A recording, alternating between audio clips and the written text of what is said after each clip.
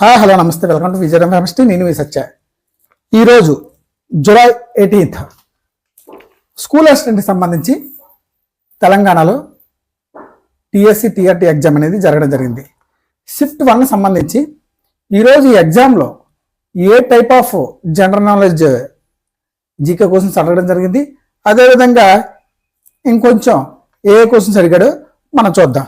జీకేకి సంబంధించి కనుక మనం చూసుకున్నట్లయితే ఏ విధంగా అడిగాడంటే జీకేకి సంబంధించి ఫుట్బాల్లో గోల్ఫ్ పరంగా సునీల్ ఛైత్రి ఎన్నో వ్యక్తి ఫుట్బాల్ గురించి అడగడం జరిగింది.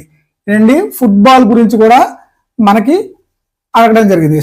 గేమ్స్ సంబంధించి తప్పనిసరిగా చూసుకోవాలి. ఫుట్బాల్లో గోల్ఫ్ పరంగా సునీల్ ఛైత్రి ఎన్నో వ్యక్తి. అదేవిధంగా రెజ్లింగ్ లో భారత మొదటి ఒలింపిక్ పథకము, అదేవిధంగా ఒలింపిక్ క్రీడల గురించి కూడా మనం చూసుకోవాలి.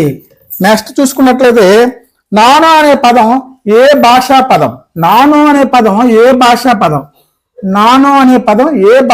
అనేది కూడా అడగడం జరిగింది.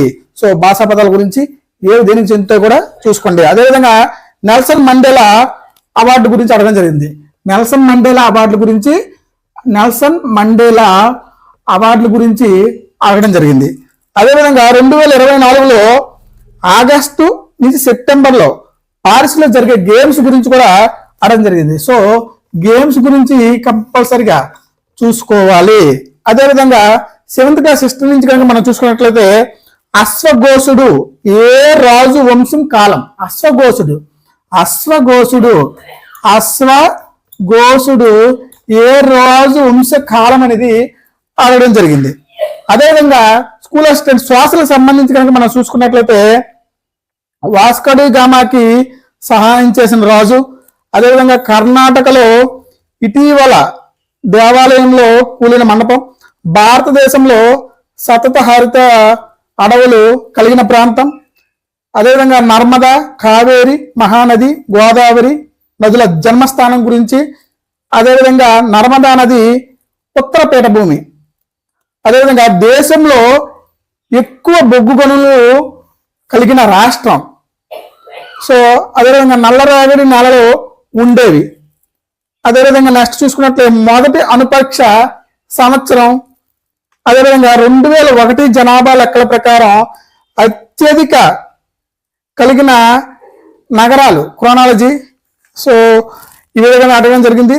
అదేవిధంగా సైకాలజీలో కనుక మనం చూసుకున్నట్లయితే కోల్బర్గ్ వికాస దశలు సిద్ధాంతాల గురించి అడగడం జరిగింది. అదేవిధంగా జీకేలో ఇంకోటి చూసుకున్నట్లయితే కుస్తీ పోటీలలో ఇండియా ఏ సంవత్సరంలో అవార్డుని పొందింది? కామెంట్లు పెట్టండి. ఎందుకంటే ఈ ప్రశ్న అనేది ఈ బిట్ అనేది నేను కూడా ఇంతవరకు వినలేదు. కుస్తీ పోటీల్లో ఇండియా ఏ సంవత్సరంలో అవార్డు పొందింది? అదేవిధంగా ఆల్రెడీ మనం చెప్పుకున్నాను పశ్చిమ కొనుగోలు గురించి. అదేవిధంగా ప్రాథమిక హక్కులు కూడా మీరు చూసుకోండి.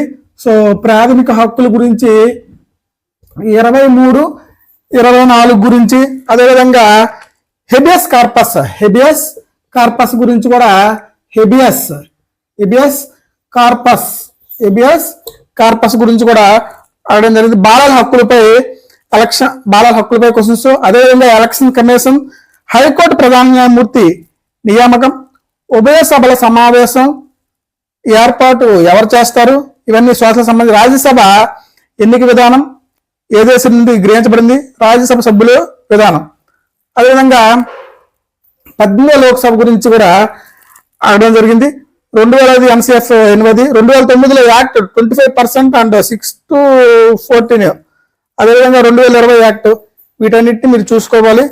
జీకే పరంగా గేమ్స్ లో football, wrestling, nano, Nelson Mandela, 2024 August సెప్టెంబర్లో పారిస్ గేమ్, అశ్వఘోషుడు ఏ రాజవంశానికి చెందినవాడు? పేపర్ ఓవరాల్ గా చూసుకుంటే మనకి ఎక్కువగా ఏంటంటే 6th ఇంటర్మీడియట్ అని చెప్పడం జరిగింది. ఇంటర్మీడియట్ వరకు టచ్ చేశాడు. కాకపోతే ఇంటర్మీడియట్ లో 10th క్లాసు దేనికి లింకప్ అయితే ఉంటుందో వాటిని మాత్రమే కొంతవరకు అడగడం జరిగింది.